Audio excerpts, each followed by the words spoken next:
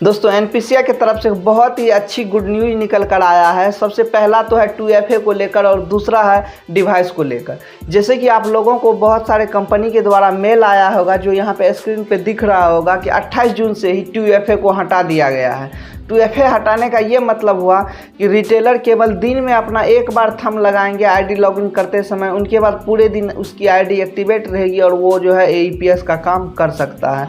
ये इसलिए किया गया क्योंकि AEPS जब स्टार्ट हुआ था 2016 में, तो उस समय बहुत सारे बेरोजगारों को रोजगार मिला और इस धंधे में जो है उस समय बहुत ही अच्छे मज़े भी थे।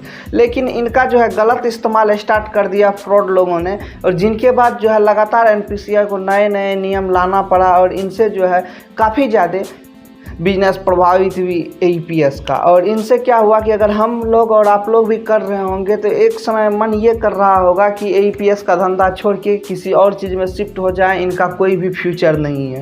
लेकिन इसी चीज़ को देखते हुए एनपीसीआई ने देखा कि बहुत सारे ट्रांजैक्शन डाउन चल रहे हैं 2FA आने के बाद। जो जेन्युइन रिटेलर भी है वो भी ट्रांजैक्शन नहीं कर पा रहा है, तो इसने एक महत्वपूर्ण कदम ये उठाया है कि 2FA को हटा दिया जाए। अब 28 जून से ही इनको लागू कर दिया गया। आपके पोर्टल में कल से जो है 2FA वाला सिस्टम हट जाएगा। आप एक ही बार फिंगर लगाएंगे, जो आपके कर्मचारी होंगे आपके सेंटर पे वो भी आपकी आईडी इस्तेमाल कर पाएंगे। अब बात करते हैं कि डिवाइस को लेकर ये बहुत ही महत्वपूर्ण अपडेट है कि ये जो L0 डिवाइस है ये बंद नहीं होगा। इसका ये मतलब हुआ कि L0 डिवाइस का जो है ना केवल कंपनी के द्वारा मैन्युफैक्चर को बंद किया जाएगा, उनसे जो सर्विस मिलता है वो कंटिन्यू मिलता रहेगा। लेकिन आप कहेंगे तो इनसे जो हमें L1 तब तो ख़रीदना नहीं पड़ेगा। नहीं, बिल्कुल आप गलत हैं। यहाँ पे आपको L1 इसलिए ख़रीदना पड़ेगा कि जितने भी AEPS कंपनी है उसके आईडी में आपको जो है L0 डिवाइस वर्क नहीं करेगी।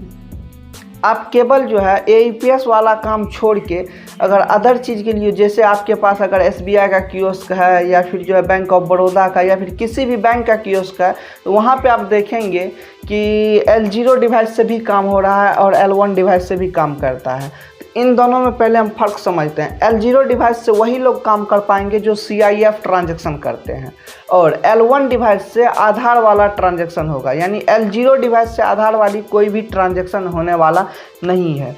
उनके बाद बात करते हैं कि आपके पास जो है क्या वो L0 डिवाइस ख़राब हो जाएगी? जी बिल्कुल नहीं। अगर आप जो है केवल AEPS के लिए इस्तेमाल कर रहे थे तब उस कंडीशन में आपका ये L0 डिवाइस वर्क नहीं करेगी, लेकिन आपका डिवाइस जो है प्रॉपर रूप से चलता रहेगा। अगर आप किसी अन्य काम के लिए उनको यूज करेंगे तो वो डिवाइस जो है प्रॉपर रूप से आपका वर्क करता रहेगा। तो इसलिए आपको डिवाइस को फेंकना नहीं है।